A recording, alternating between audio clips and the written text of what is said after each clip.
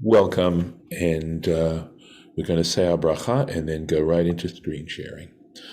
Baruch atah Adonai Eloheinu melech haolam asher kitshanu b'mitzvotav v'tzivanu la'asok b'divrei Torah. Amen. Thank you. And here we are in the midst of these passages dealing with Joseph and his brothers. Now that he's viceroy of Egypt, they don't recognize him, he recognizes them, and he decides he wants to know, do they really care? Do they really have any regret, charata, any regret for what they did? And there's something very touching about this, because I feel that having life, living, is very, very much also having regrets. And not to try and pretend that we don't, and not to try to avoid them, because having regrets actually is a sign of having learned from experience. And if we were perfect, I like to say this, if we were perfect to begin with, there'd be no reason to create us. So the fact that we are created in this imperfect way is the very reason why we're brought into this world, in order to learn and learn how to perfect ourselves. And that's so important, such an important part of the story. And when you look at what the brothers did, right? I mean, actually the very definition, the very essence of what it is to make war and to practice hatred. And these lessons continue. They've never stopped. They're part of our world today. And whether or not we ever can really learn about this and understand ourselves enough. But that's what's happening right now. That screw is turning very tightly right now. So he's told them he doesn't believe them. Joseph's told the brothers he doesn't believe them, that he thinks that they're spies. He knows that particular accusation is going to have a lot of feet to it because of what happened in Shechem. And so he says the way they're going to have to prove it is they're going to have to bring down this younger brother that they're talking about, to prove that they aren't just making up stories. So this is what he tells them. Shilchu mikem, right? Send from among you, echad, one. Send one brother, vayikach et achichem, so that he can take your brother. Va'atem he'asru, but you will be imprisoned. Vayibachu divrechem, and so your words can be tested. Ha'emet itchem, are you in fact telling the truth?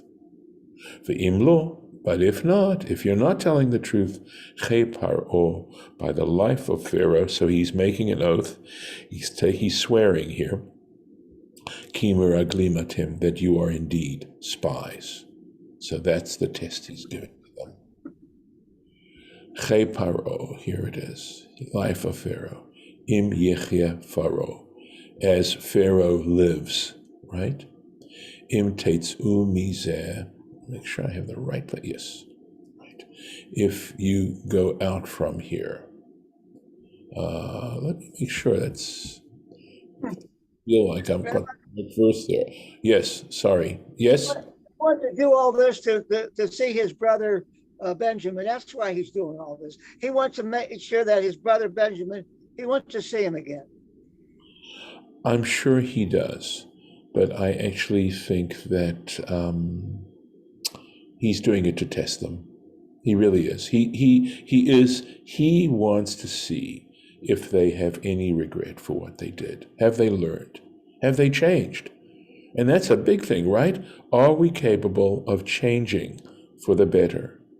Are we able to change our personalities and our desires and our hurts and all those little pieces that go inside of ourselves that we know are our dark side? And can we in fact use them to grow?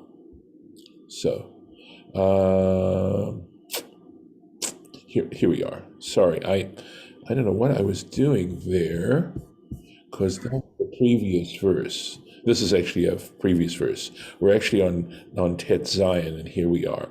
Ha'emet itchem, im emet itchem. Is the truth with you, right? So it's a question, right? Is the truth with you?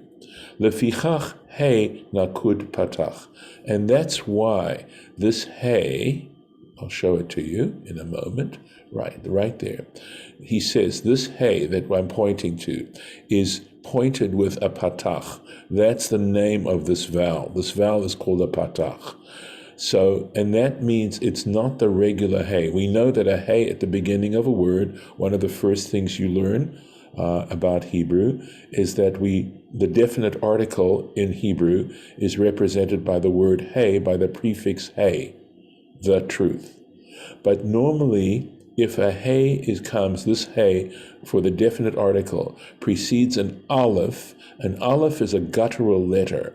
Normally, the way it's pointed is with a patach and a dot, a dagesh, in the next letter. That's the way it's normally pointed. However, if it comes in front of an aleph, the hey is pointed with a kamatz. A kamatz is the little T sign. Here's a kamatz right here. Here's a kamatz. That's a kamatz. But here it isn't, right? So we have a patach in front of a gadol letter. And that's because this is known as hey hasha'elah. That is a hey that introduces a question. So this is why he's telling you this hey is pointed. Look at how carefully, we're looking at the words, right? This is why it's called dikduk. Hebrew grammar is called dikduk, which means to basically parse out the words. So, but it's important in terms of the translation, because if it was hey, the regular hey, then it would simply say, you are telling the truth. But he isn't saying that. He's saying, are you telling the truth? And so back here to Rashi, nakud patach, shahu belashon tema. He says, because he is saying, when he says the truth here, he says, quote, are you telling the truth? It is a question. He's asking, he's doubting them. He's questioning them. Ve'im lo tavi'uhu. So he's saying, and if you don't bring him back, che paro, by the life of Pharaoh, you are in fact spies. So I don't know if we're going to be coming up to this, or if we've already passed it. But when he says Che Paro, he uses Pharaoh, the life of Pharaoh, as the sort of seal of his swearing, his oath. It's because he's actually not telling the truth.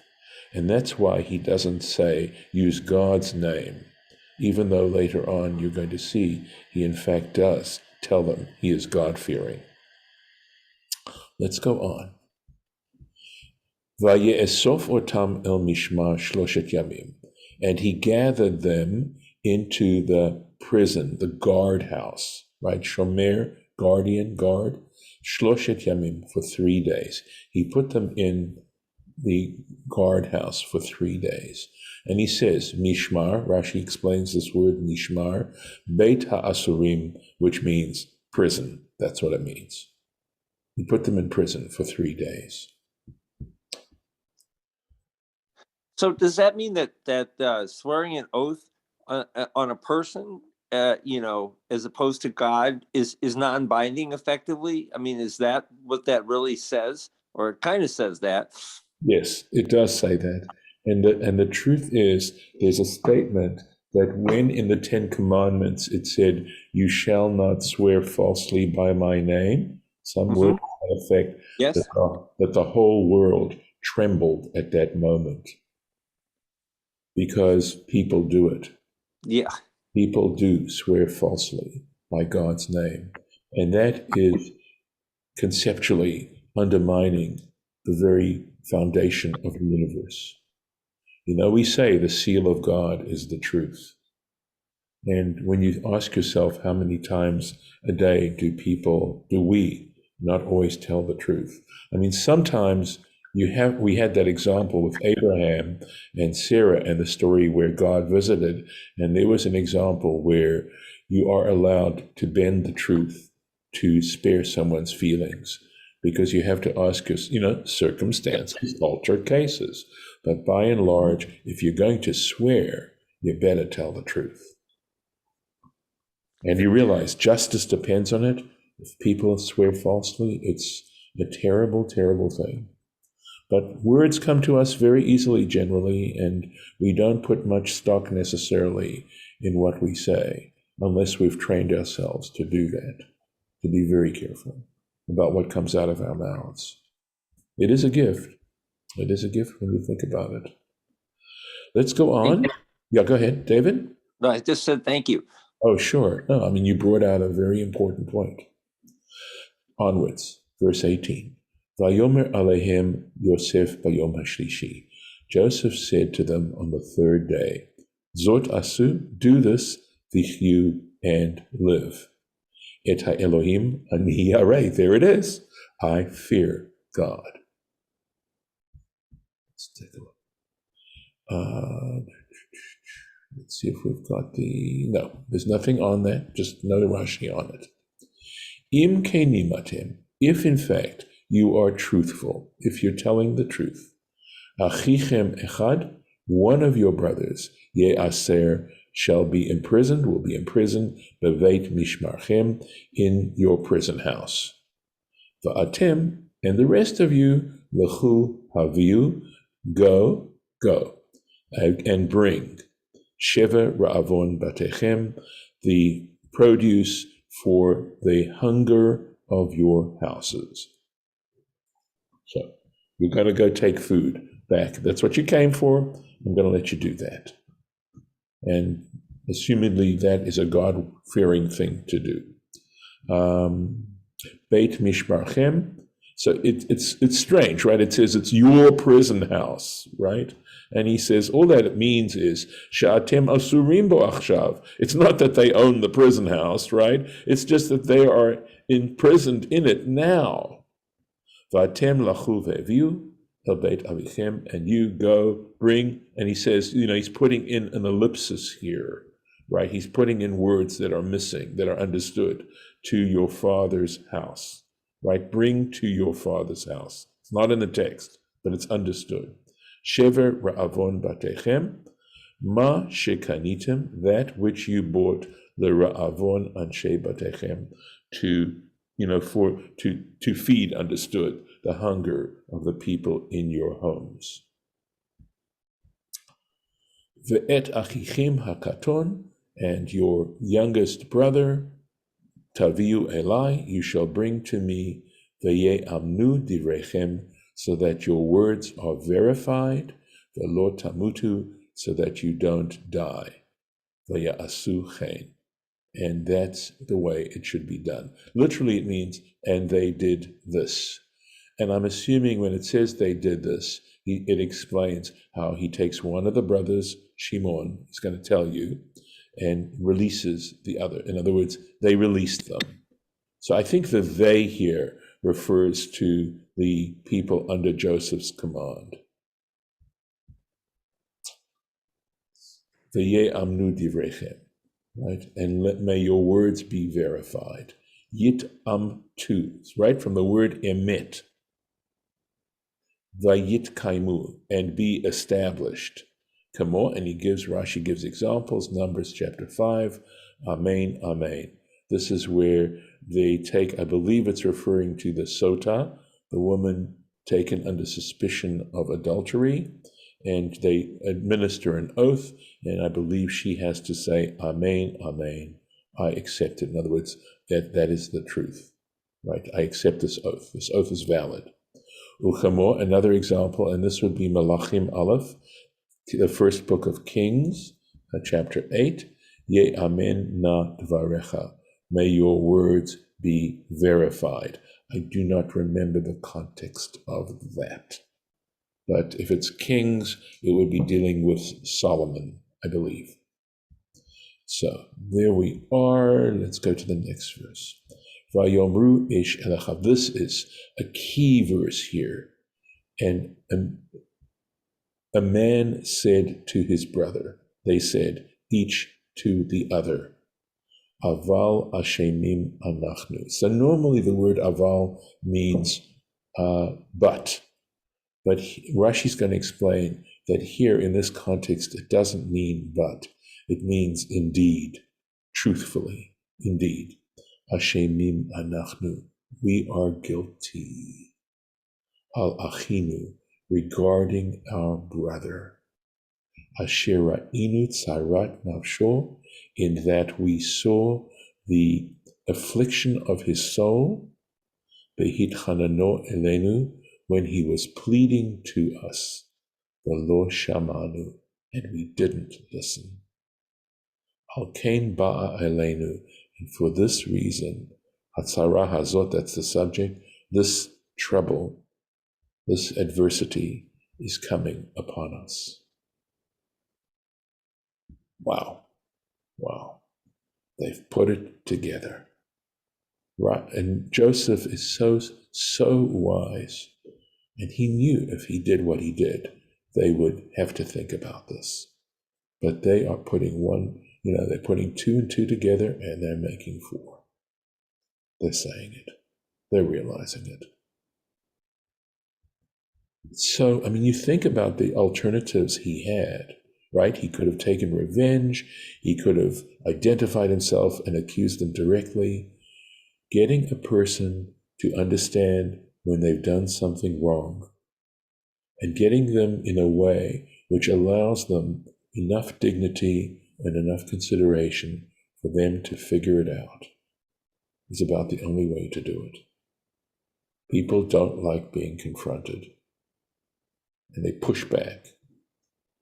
And here Joseph is doing it so wisely that there's no real opportunity for them to push back at him on this. They did a little bit, but they're in no position really to do it. And he really wants them to understand what's going on.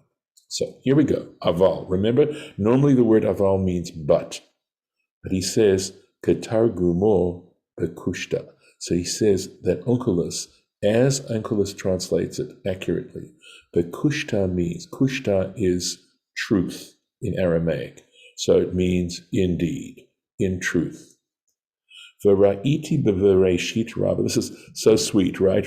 On occasion, Rashi just shares a little personal thing with us. So he's saying, and I saw in Bereshit Rabbah, Lishna de Roma'a. He says that it actually is a Latin word. It's a Latin word. And here it is, okay? That aval, right? And I'm wondering to myself whether the val here has something to do with valid. And the Sfaria was very helpful. The translator there takes this Hebrew word and writes it as verum. So because baram is a Hebrew word, probably Aramaic. It's probably an Aramaism, I'm going to guess. And it means however. But he sees this as actually being verum. Now, I would tell you that the bet is strange here, because normally a bet in the letter bet in the first position like that takes a dagesh, which means it would be b. And the way we'd make sure you translate it as v would be 2 vavs. The 2 vavs would normally go there. So just throwing that out there. Ba'a aleinu, it is coming upon us. Ta'amo beveit, okay? The reason it's he's saying is that the accent comes on the bet, ba'a aleinu, and not ba'a aleinu. So the reason is he's going to tell you, lefihu shehu belashon avar, because it's in the past, it's the perfect tense, right? Shekvar ba'a, it's already come. Ba'a means to come, it's imperfect, but ba'a means past tense, it's perfect. V'tagumo atat lana, again, Aramaic. The Targum came upon us, has come upon us. So it's come, it's finished, has come upon us. Vayan, and here we go. This is actually an interesting verse here. Vayan Reuven otam lemor. Reuven responded to them with these words, saying, Halo indeed, amarti alechem lemor, did I not say to you, al techta'u b'yeled, do not sin against the child, do not sin with regards to the child. V'lo shamatem, but you didn't listen. V'gam damo hine nidrash, and now his blood is being required. Meaning that, and I had a friend back in rabbinical school who was a good, even as a student, was he had a lot of knowledge of the Bible. He taught me quite a few things. This is one of the things he taught me. This verse tells you that Reuben believed he was dead. He wasn't around. Remember, he had left the brothers as they were plotting, hoping to come back and restore Joseph to his father. And so he was gone when the brothers sold Joseph into slavery, came back, saw that the child was gone, saw the coat with the blood on it, and figured that he was dead. To require the blood means that someone has died, right? That someone was killed, and now, since you've spilled their blood, your blood is going to be spilled. So Reuben believes at this point, they've kept this from him. He doesn't know. And in a way, of course, this, looking at direct speech also tells you so much about a person, right? Reuben has a great heart. We're going to see more about Reuben later, he's a very emotional person. He acts very much based on his emotions. And very often, his emotions may be well-meaning, but I wonder to myself if the Torah is trying to tell us that well-meaning emotions ultimately may not be very helpful, right? He's the one who apple-pied his father's bed after the death of Rachel because he wanted to uphold his mother's honor. It was just inappropriate. But again, acting out of emotion. Vehem lo yadu, going on now. Let's see if there's anything here. Yes, gam damo. Sorry, there's a Rashi here. And indeed, his blood. Okay? And he says the gam, right? This even is the word gam. Atin the gamin, meaning that the words et and the word gam in a sentence, revuyin, they add something else. And so Rashi is saying damo, when it says, it could have said v'damo nidrash. It didn't need to say v'gam damo, right? So the adding of this gam means his blood, the gam dam hazakein, meaning that the way Rashi's understanding this is that it's going to kill his father, right? It's not that they've killed Jacob. Obviously, Jacob is living, but clearly, his